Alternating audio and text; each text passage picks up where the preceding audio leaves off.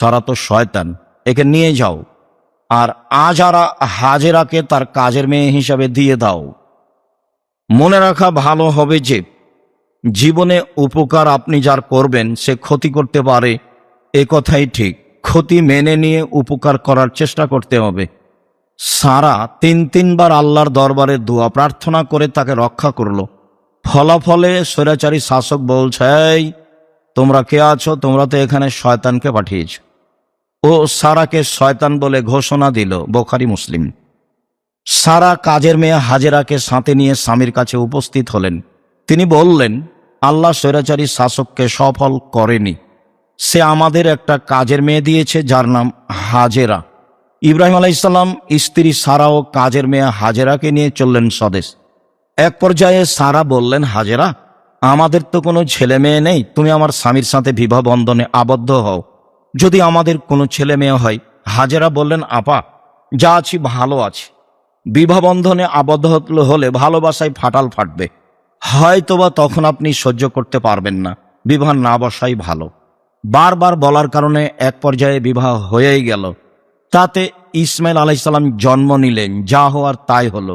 দুইজনের মাঝে ভালোবাসায় ফাটাল ফেটে গেল। ইব্রাহিম আলাইহিসসালাম বললেন, ঠিক আছে, আমি বনেবাস স্বরূপ দুধের ছেলে ইসমাইল এবং স্ত্রী হাজেরাকে কাবা ঘরের পাশে রেখে আসব। মর্মে তিনি চললেন নিয়ে। ফওয়াজাহুমাইন্দা দাওহাতা ফাওকা জামজামা আলাল মসজিদে। তিনি তার দুধের ছেলে ইসমাইল এবং স্ত্রী হাজেরাকে কাবা ঘরের পাশে জমজম কূপের উপর গাছের নিচে রেখে দিলেন। রেখে দিয়ে তিনি উল্টা মুখে হাঁটতে লাগলেন। পিছনে পিছনে স্ত্রীও হাঁটতে লাগলেন। স্ত্রী বলতে লাগলেন, আইনা তাজাবা ইব্রাহিম, ইব্রাহিম কোথায় যাচ্ছেন? ও তাতরুকুনা বিহাজাল ওয়াদি লাইসা ফিহি সালাশাই। আপনি এমন একটা উপত্যকায় ছেড়ে যাচ্ছেন যেখানে মানুষজন তো নেই, ঘাস পাতাও নেই। আপনি আমাকে কিছু বলবেন তো? আপনি আমাকে কিছু না বলে এইভাবে চলে যাচ্ছেন। ওলায়াল দাফে তো এলাইহা। বারবার তিনি বলতে থাকলেন। ইব্রাহিম আলাইহিসসালাম তার কথার প্রতি ভ্রুক্ষেপ করলেন না, তাকিয়েও দেখলেন না। উপর থেকে এভাবে আদেশ আছে। ইব্রাহিম আলাইহিসসালামের দুধের বাচ্চার উপরে ভালোবাসা নেই এ কথা নয়।